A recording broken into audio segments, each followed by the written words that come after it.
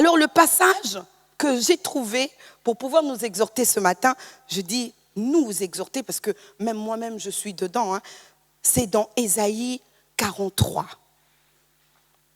Et le titre que moi-même qui m'a vraiment fait du bien, c'est que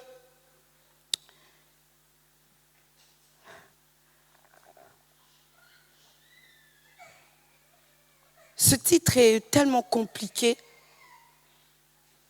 Vous savez, Dieu fait de nouvelles choses, d'accord? Mais le titre, c'est « Une nouvelle chose est en train de germer ». Une nouvelle chose est en train de germer. Vous savez, nous pouvons vivre des choses nouvelles, d'accord, dans notre vie, mais ce n'est toujours pas des bonnes choses, d'accord? On peut te donner un nouveau poste, mais ce sera un mauvais poste, d'accord? Tu peux te remarier, d'accord, c'est une nouvelle chose, mais ce ne sera pas un bon mariage. Tu peux, quoi encore?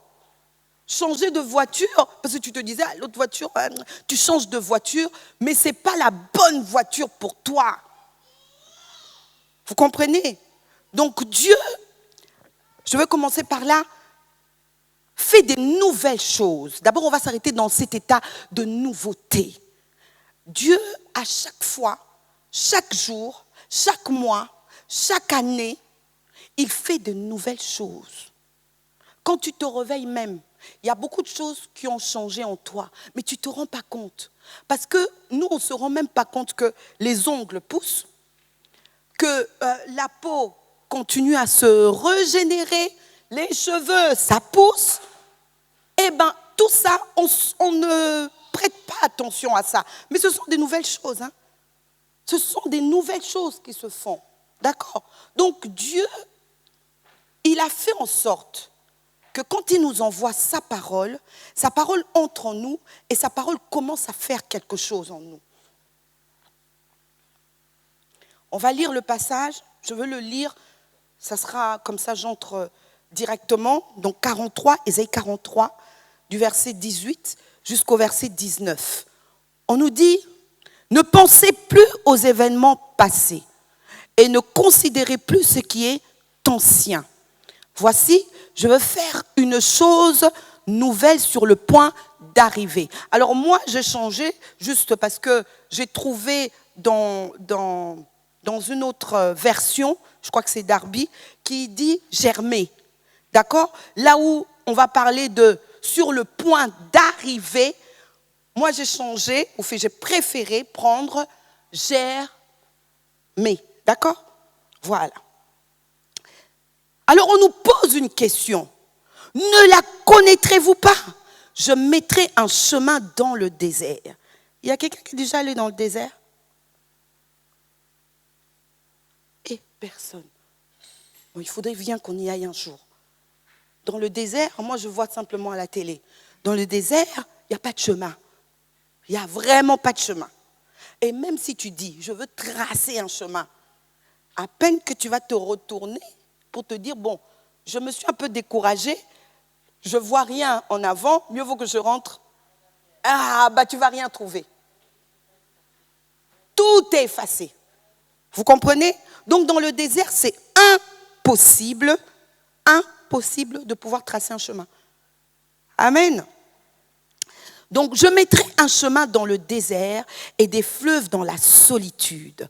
Les bêtes des champs me glorifieront, les chacals et les autruches, parce que j'aurai mis des eaux dans le désert. Je peux lire encore plus. Des fleuves dans la solitude pour abreuver mon peuple, mon élu.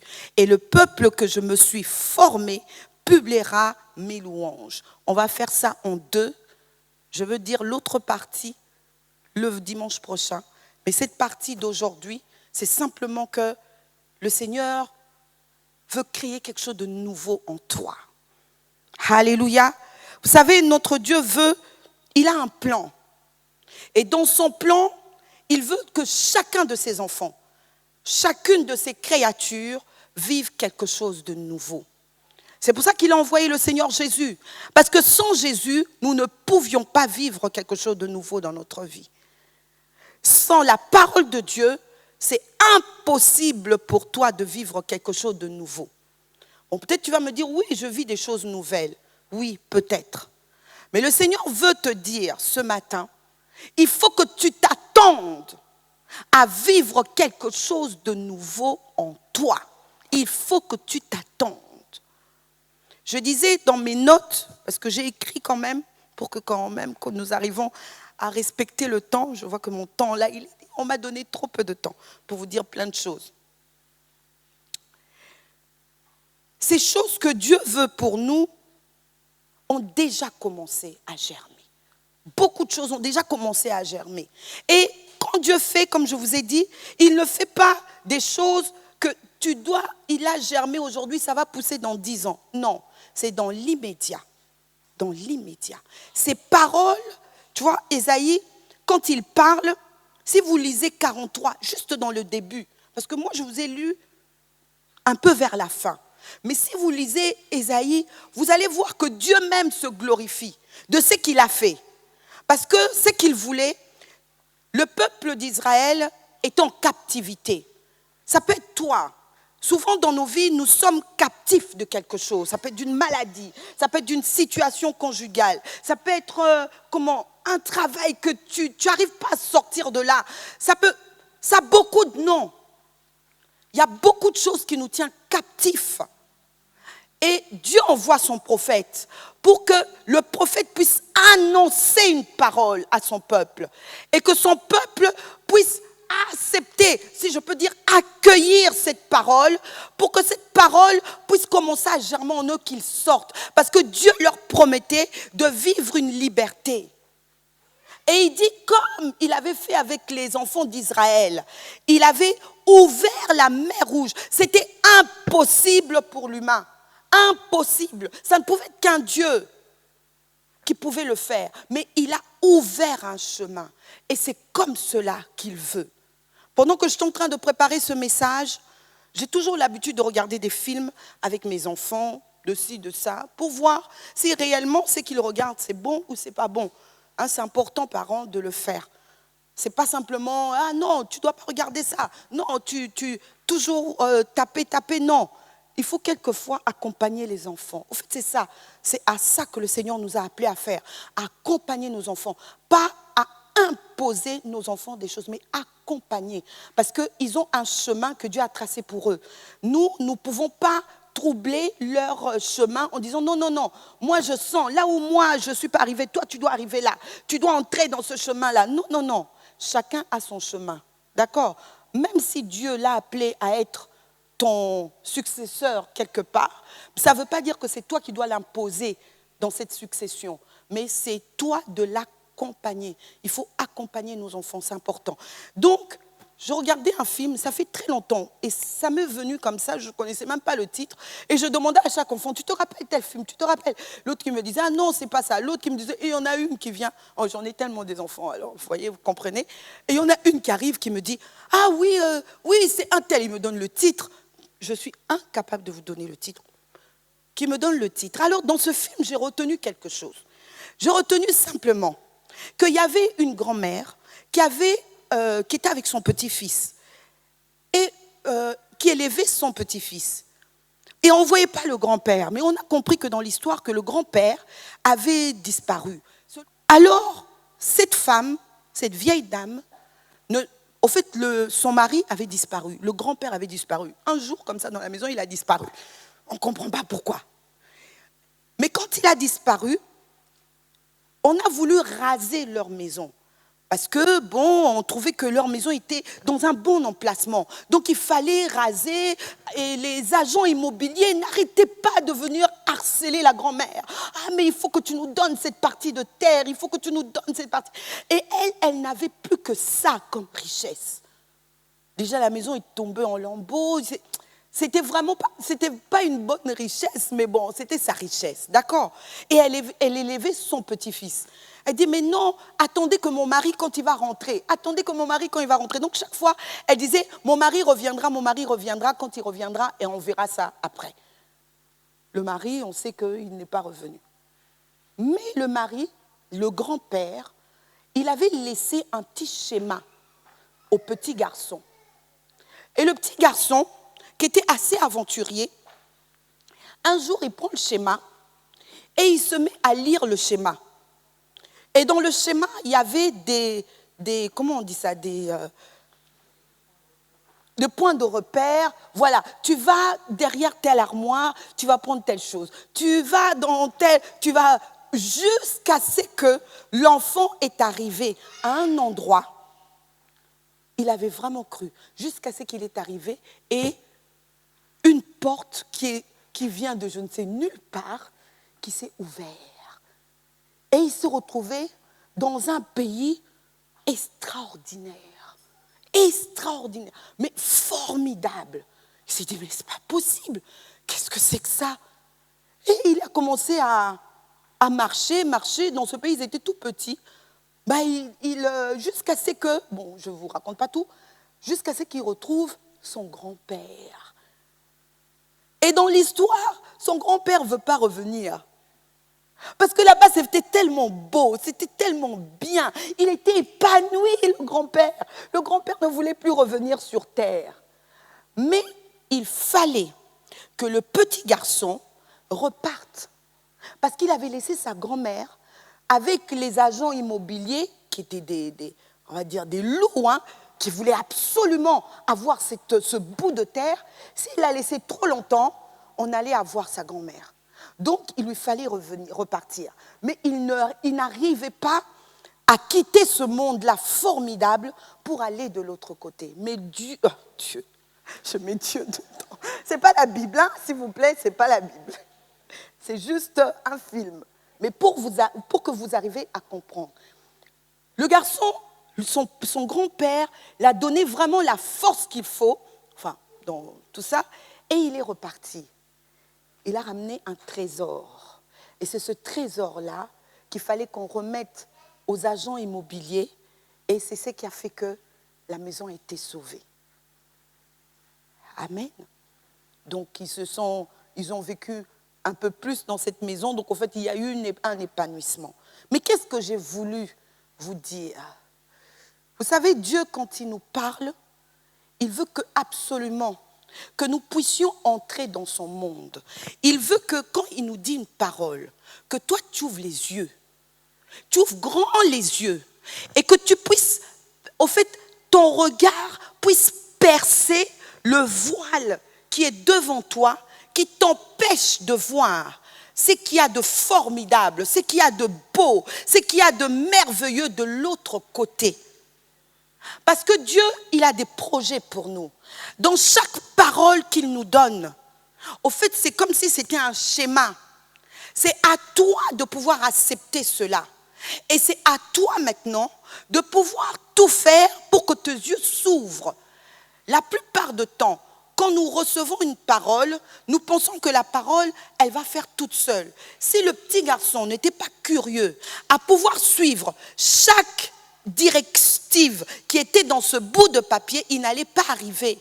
Donc quand Dieu nous donne sa parole, nous devons suivre chaque directive pour que ça nous ouvre les yeux et que nous voyons de l'autre côté ce que Dieu a prévu pour moi.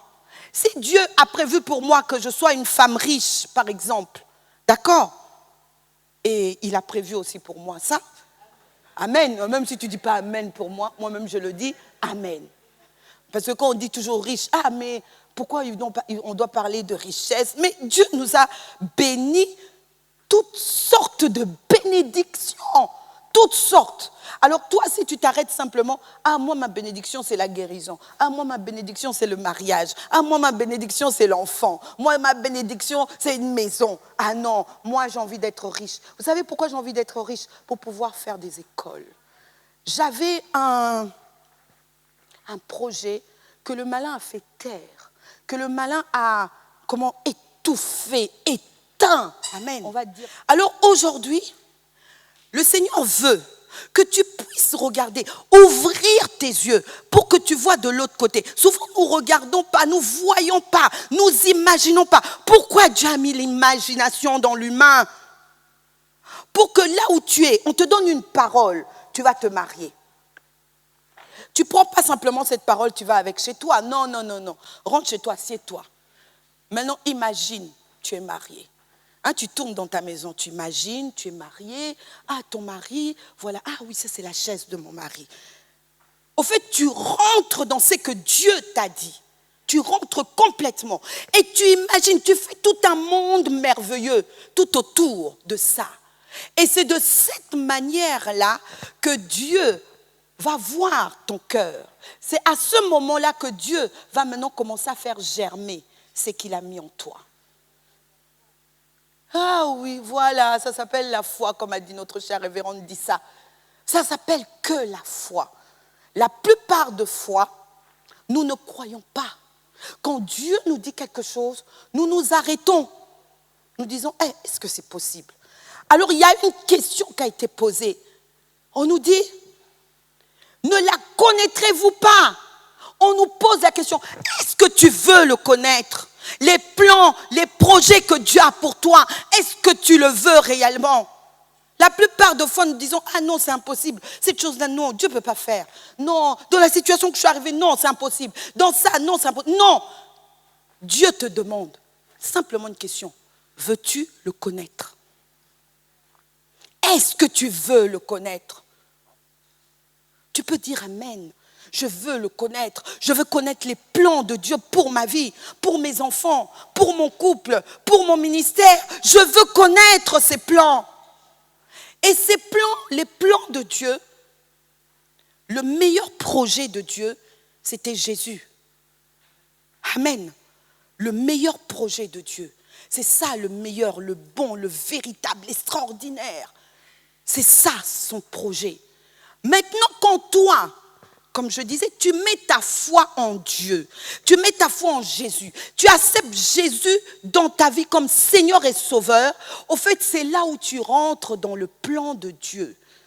C'est là où tu rentres dans le projet de Dieu, dans le formidable de Dieu, dans ce qui est, comment je peux dire ça, dans le monde merveilleux. Hein, souvent, nous regardons les dessins animés avec les enfants et nous voyons qu'il y a un monde merveilleux. Ce monde-là, il y a ci, il y a ça, et tout, des bonbons partout, des chocolats par-ci. Tu rentres là, tu peux manger toute la journée. Je rêvais, quand j'étais petite, d'entrer dans une maison, c'est rempli de sucre, tu rentres, il y a le chocolat, la porte, tu ouvre un peu la porte, c'est un bout de chocolat. Et il y a de la glace partout. C'est un rêve d'enfant. Mais notre Dieu, il ne veut pas nous faire rêver pour rêver. Notre Dieu prépare vraiment de plans réels. Amen. Des vrais plans pour nous. Des plans qui seront même comme ce garçon-là, que nous prenons peut-être dans un monde extraordinaire qui s'appelle le monde des esprits. Parce que c'est ça, c'est avec ton esprit que tu prends et que tu dois ramener dans ton monde réel. Les gens, ils doivent voir ce que Dieu a dit pour toi. Ça va germer. Peut-être qu'on ne le verra pas encore, mais petit à petit, ça va sortir et ça va produire quelque chose en toi. Je ne sais pas si tu es avec moi ce matin.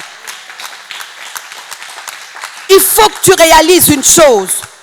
Il faut que tu prennes conscience. Imagine-toi toutes les paroles que Dieu a pu te dire dans ta vie. Depuis que tu es chrétienne, depuis que tu crois en lui, toutes les paroles qu'il t'a dit. C'était des paroles inutiles. C'est parce que simplement, comme la question là qui nous est posée, ne la connaîtrez-vous pas? Nous n'avons pas cherché à le connaître. Nous n'avons pas cherché à connaître ces paroles. Nous n'avons pas cherché à pouvoir voir à travers cette parole. Nous n'avons pas cherché. C'est pour ça que nous n'avons pas vécu ça. C'est pour ça que nous sommes entrés dans une distraction. C'est pour ça que nous avons été focus sur des choses qui n'avaient pas d'importance. Que d'être focus sur des choses que Dieu a prévues pour nous. Même quand Dieu même a prévu pour toi d'être un serviteur de Dieu, sois focus sur ça.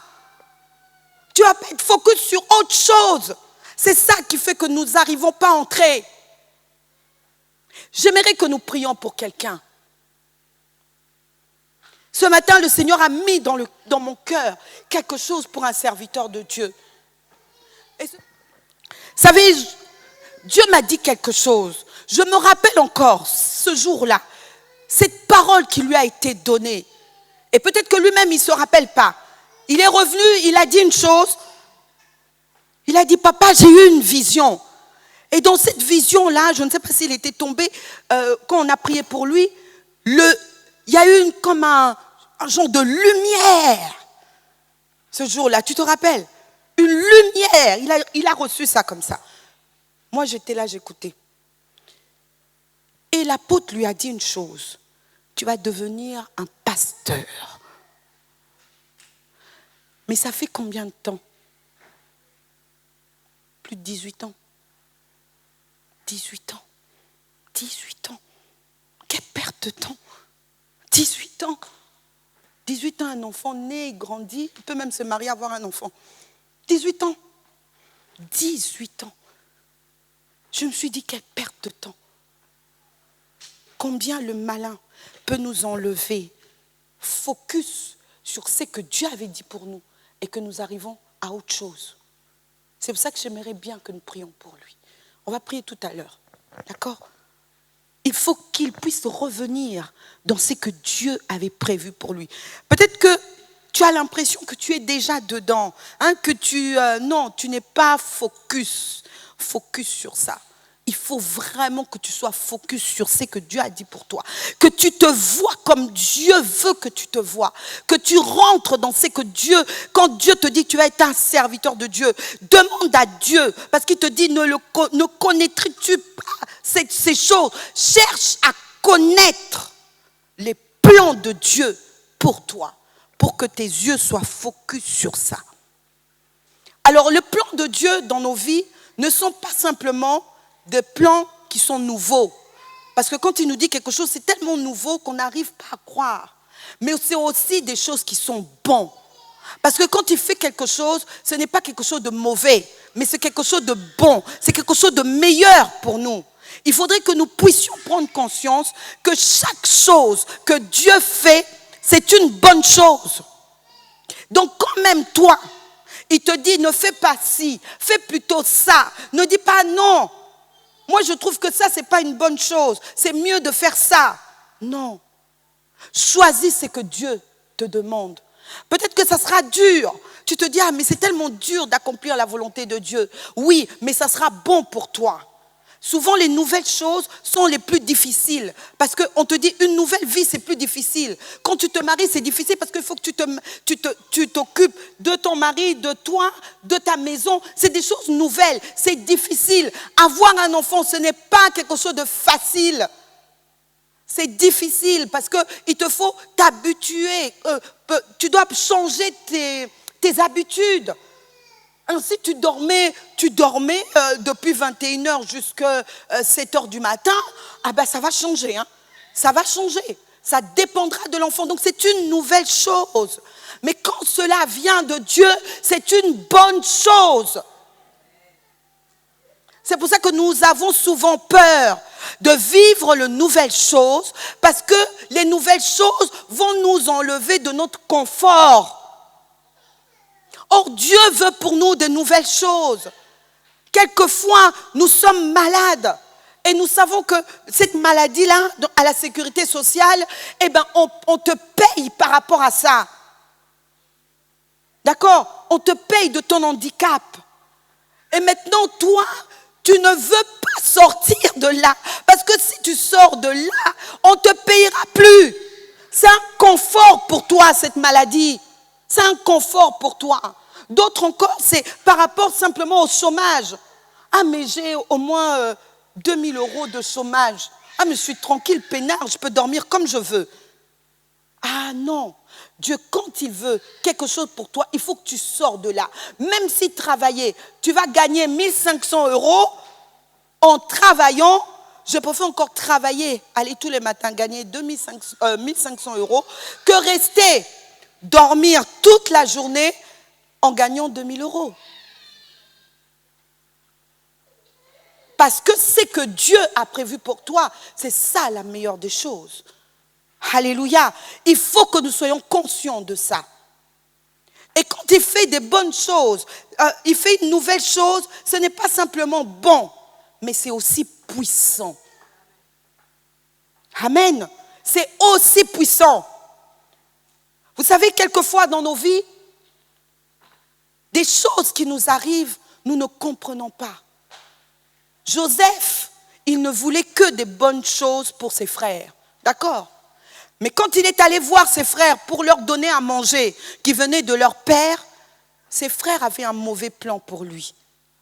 Il faut savoir que Dieu, il a des bons plans pour toi, mais le malin, il a des mauvais plans pour toi. Mais ton Dieu ne te lâchera pas, il ne t'abandonnera pas, il sera toujours avec toi. Amen. Et Joseph est allé, sachant que ses frères ne l'aimaient pas. Et on l'a mis dans un puits, on l'a jeté dans un puits. Vous savez, quelquefois, nous entrons dans une situation, nous tombons dans une situation, mais trop bas, même dans la boue. Et nous avons du mal à nous relever. Mais Joseph, Dieu l'a relevé. De la boue, de là où il était, Dieu l'a relevé. Dieu l'a remis droit, comme je disais tout à l'heure pour une plante. Dieu l'a remis droit. Dieu a fait en sorte qu'il devienne ministre. Et ceux-là même qu'il avait jetés dans un puits, ils sont allés se courber devant Joseph. Il n'y a aucune situation qui fait peur à Dieu. Dans cette profondeur-là de ton puits, de ta situation, de ton problème, de ta difficulté, Dieu est plus profond que ça. Parce que Dieu est capable d'aller jusqu'au plus profond pour aller te chercher et de te relever. Il est capable. C'est pour ça que je dis, il est puissant. Quand toi tu vois c'est fini, Dieu te dit non, c'est pas fini. Je suis capable d'aller jusque-là. Vous savez, je ne parle pas simplement des épreuves, parce que ça peut être une épreuve pour toi, n'est-ce pas? Comme Daniel. Daniel, vous savez, à 90 ans, c'était à 90 ans qu'on l'a pris, qu'on l'a mis dans un comment on appelle ça? Fosse aux lions. On avait l'impression qu'il avait 17 ans. Hein. Il n'avait pas 17 ans. Lisez bien la Bible. Il n'avait pas 17 ans. Il avait 90 ans. Pendant 75 ans, il a eu à louer librement son Dieu, à adorer librement son Dieu. Paf, il y a eu un décret. Darius a changé. Il a dit non. Maintenant, j'aimerais que pendant 30 jours, que vous puissiez me louer. 30 jours. On peut dire, hein, 30 jours. J'ai fait 75 ans à louer Dieu, à adorer Dieu, à venir à l'église, à mettre mes dîmes, mes offrandes, mes ceci, à être là tout le temps. Et Seigneur, même un seul jour, hein, si je ne viens pas, même un petit jour, même 15 minutes, permets-moi simplement 15 minutes de pouvoir faire autre chose. Daniel a dit, niet, pas de compromission. Pas de compromission. Je louerai, j'adorerai Dieu, quel que soit le décret. Et il a loué Dieu, on l'a attrapé, on l'a mis dans le fosse aux lions. Quel que soit, Dieu a fermé la bouche du lion. Les épreuves, quelquefois, que nous pouvons connaître, c'est simplement pour que Dieu voie jusqu'où va votre foi. Jusqu'où tu es amené à croire en Dieu. Jusqu'où, quelquefois un tout petit peu de vent. Ah, mais moi je ne comprends pas. Mais ce Dieu-là, on me dit que Dieu existe. Mais pourquoi ça? Non, non, non. Dieu veut tester ta foi. Est-ce que tu vas rester focus sur lui ou pas? Simplement. Donc, qu'importe le puits qu'on peut te mettre. Mais ça peut être aussi par rapport à la désobéissance. Tu as désobéi à Dieu. Il y a eu une parole qui a été sortie pour toi. Mais tu as dit, oh non, j'ai le temps. Hein. Et puis bon, Dieu parle toujours. Peut-être c'était même pas à moi, c'était à l'autre. Non, c'était au pasteur. C'était pas à moi. C'est le pasteur parce que je l'ai vu. Il faisait ça, ça, ça. Ah, cette parole-là, c'est vraiment pour le pasteur. Oh, c'était ta parole. Et tu as désobéi à Dieu. Vous savez, dans les synagogues, je ne sais plus si c'est quelle fête. Je n'ai pas eu à le chercher parce que ça ne faisait pas partie du message. On lit l'histoire de comment il s'appelle, celui qui a été avalé par de Jonas. On lit toute l'histoire de Jonas.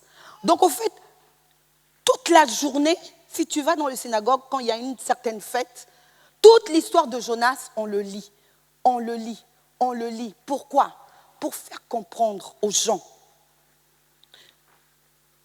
le oui qu'on donne à Dieu et le non qu'on donne à Dieu. Quand Dieu nous parle, quand il nous envoie une parole, la Bible dit, n'endurcissez pas vos cœurs. Comme aujourd'hui, là, je suis en train de te parler, n'endurcis pas ton cœur.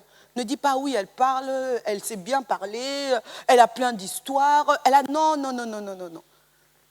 Moi, j'ai fait 1 semaine pour te trouver cette parole. J'ai eu à jeûner, prier pour avoir cette parole. Et quand j'ai eu cette parole, ça m'a aidé moi-même. J'ai dit amen à Dieu. J'ai dit un oui à Dieu. Et j'ai dit, je l'apporterai aussi aux autres pour qu'eux aussi disent oui et amen. D'accord? Et c'est cela. Jonas a été désobéissant à Dieu. Pourtant, c'était un serviteur de Dieu. Mais il a dit, ces gens-là, ils sont tellement méchants. Pourquoi moi, je veux aller perdre mon temps, à aller parler de merveilles de Dieu, de la miséricorde de Dieu? Non, je n'irai pas. Mais tu ne peux pas choisir. Dieu veut pour toi des plans.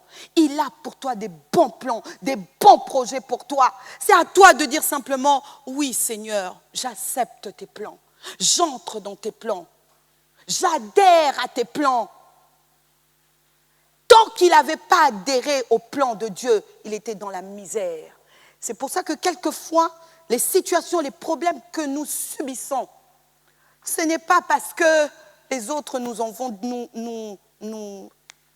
j'ai perdu ma phrase, les autres nous en veulent, mais c'est parce que simplement nous avons désobéi. Il suffit simplement que tu reviennes à l'ordre, que tu dises, oui, amen, j'obéis, je le ferai. C'est à ce moment-là que tu sortiras de la bouche du poisson. Tu sortiras. Dieu fait des choses puissantes. Celui-là qui a ouvert la mer Rouge, celui-là qui a fait manger les enfants d'Israël pendant 40 ans dans le désert, celui-là jusqu'aujourd'hui, on ne nous dit jamais que le soleil va tomber. Jamais. Celui-là qui tient tout. Quand il te dit mon ami, il t'appelle mon ami, il t'appelle mon élu. Celui que j'ai choisi, il a pris le temps de te choisir. Ne te dis pas que tu es un hasard. Tu n'es pas un hasard. Tu es vraiment celle ou celui que Dieu a choisi. Donc quand il te donne une parole, cherche à le connaître. Cherche à percer ce voile. Cherche à entrer dans son monde. Dis oui, amen à son monde. Et quand tu vas entrer dans son monde, c'est à ce moment-là que Dieu va commencer à faire germer sa parole en toi.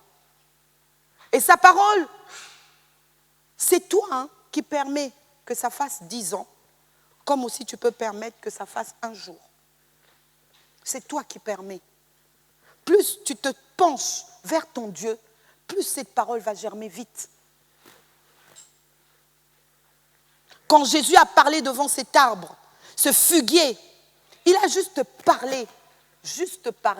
Quand ils sont rentrés, le lendemain, il était tout sec, pour te dire que la parole de Dieu a une puissance d'action que nous sommes loin d'imaginer. Vous voyez, quelquefois, nous croyons à peine, nous croyons à peine et la chose se réalise tout de suite. On n'a même pas eu le temps. C'est pour ça que nous multiplions les jeûnes et les prières. Parce que nous pensons que dans la multiplication de jeûnes et de prières, que c'est là que Dieu va faire. Non, obéis simplement à Dieu. La meilleure des choses, obéis à Dieu. Tu obéis à Dieu, tu as une vie tranquille et paisible. Tranquille et paisible.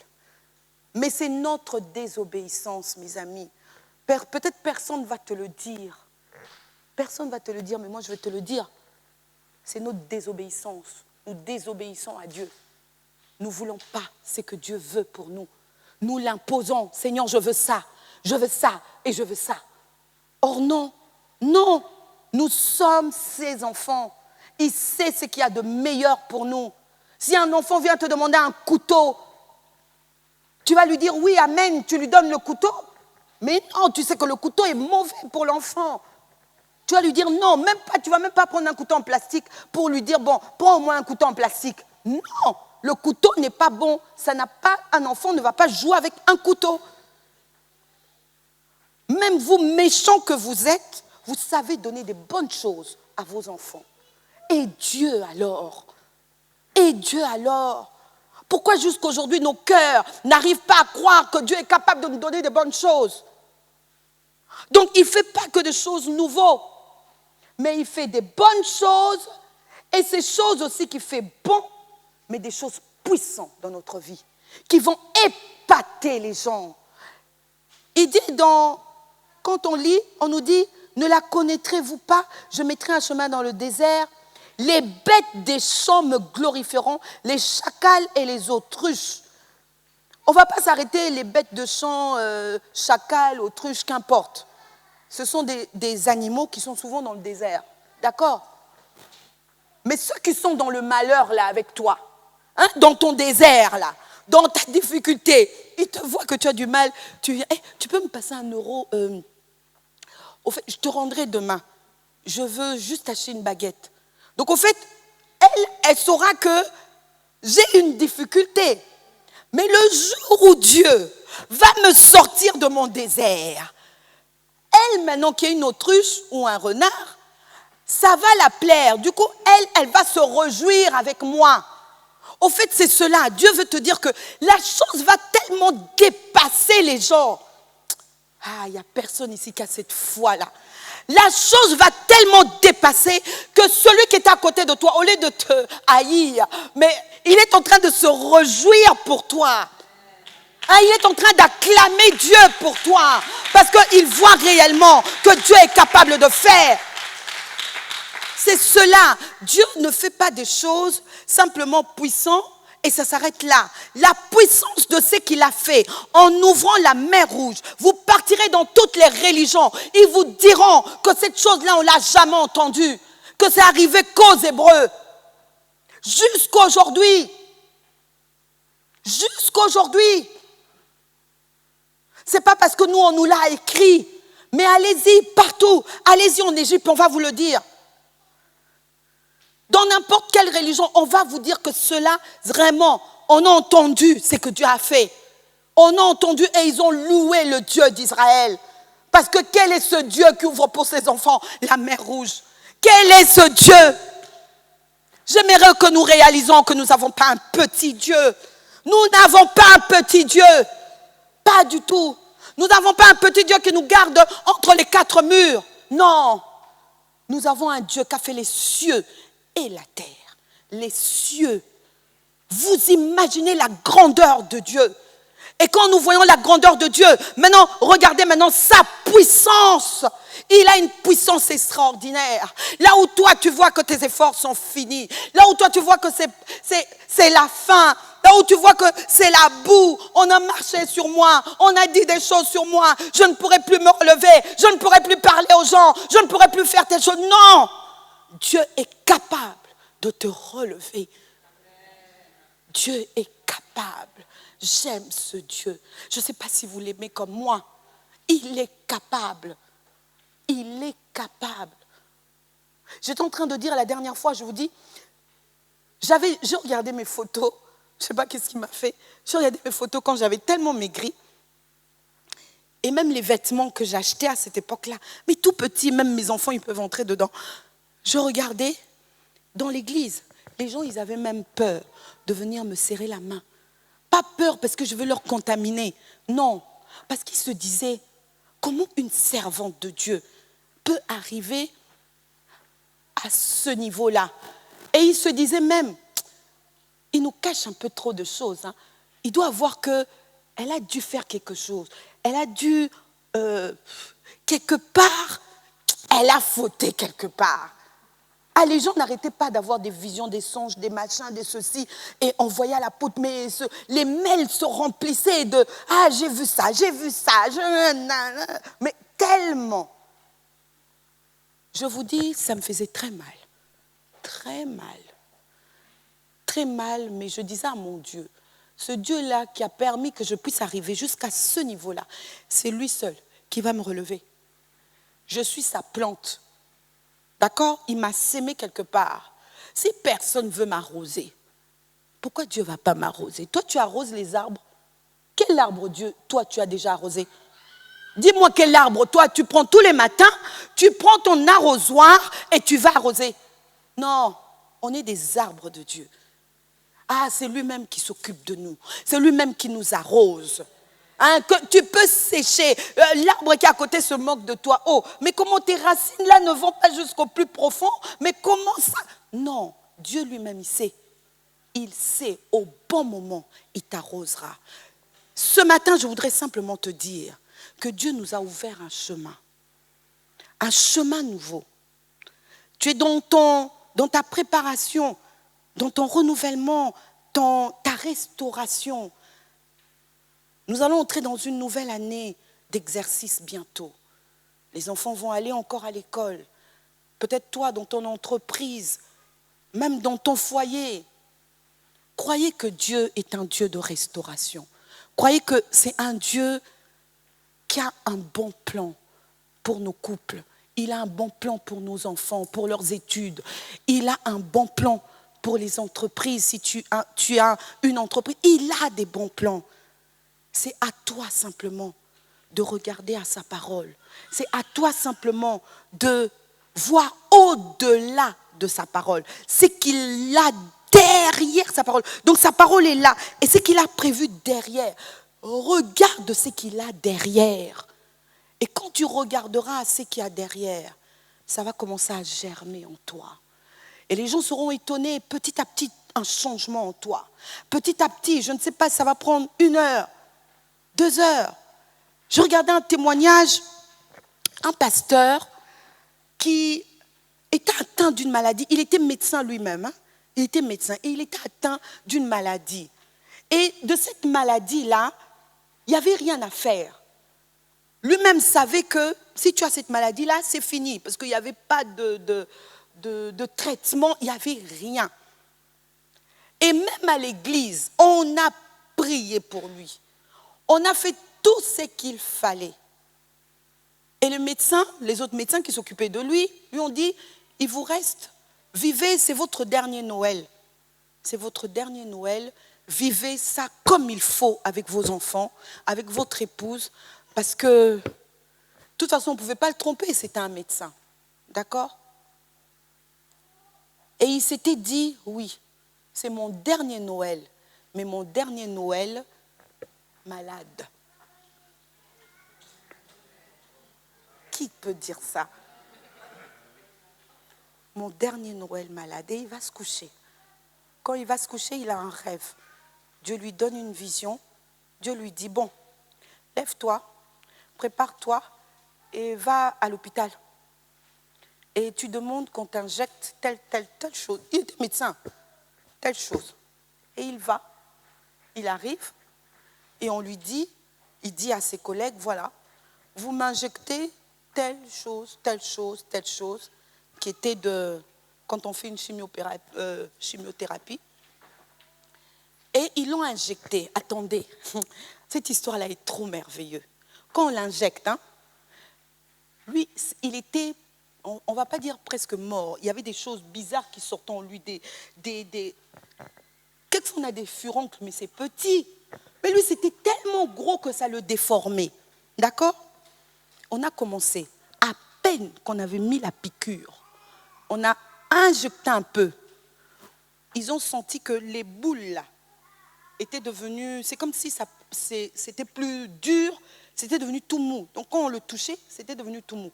Quand ils ont fini l'injection, les boules ont disparu. Toutes les personnes qui étaient dans cette chambre-là, ils ont loué son Dieu. Je vous chercherai le nom de ce pasteur. Je ne sais pas pourquoi je n'ai pas eu le réflexe de marquer le nom de ce pasteur. Je me suis dit, mais nous les enfants de Dieu, il arrive que nous sommes malades.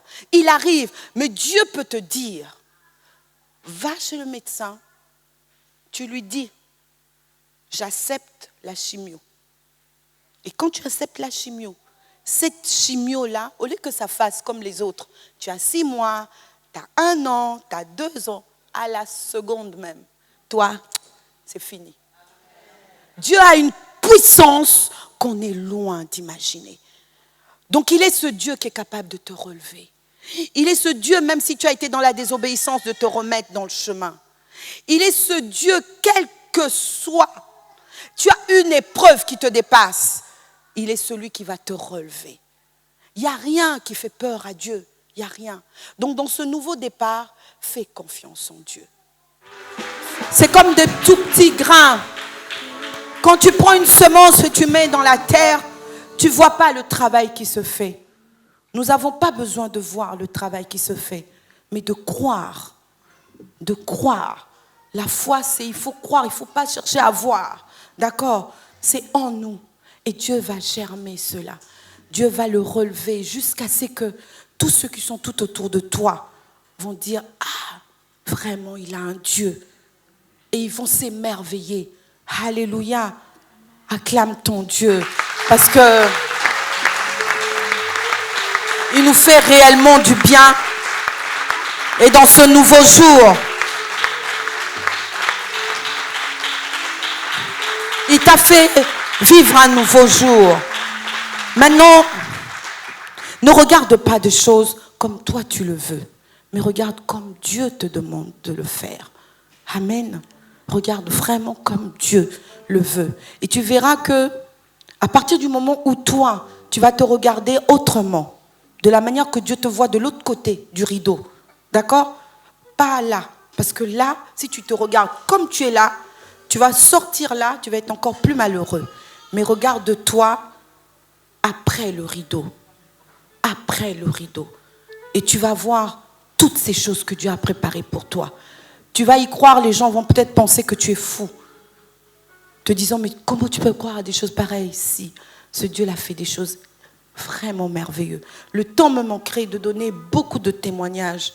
Ce n'est pas l'essentiel. L'essentiel est que tu saches que le merveilleux plan dans ta vie, c'est Jésus. Le merveilleux des plans. Et si tu te distrais ou comment on peut dire ça? Tu t'écartes simplement de ça, c'est là où tu vivras tous les plans du malin. C'est nous-mêmes qui permettons au malin de s'accomplir dans nos vies. C'est nous-mêmes. Aujourd'hui, prenons la décision. C'est un jour nouveau. Prenons la décision. Ne laissons pas, ne permettons pas, ne lui donnons pas l'accès. Soyons focus à notre Dieu. Que le Seigneur vous bénisse. Amen.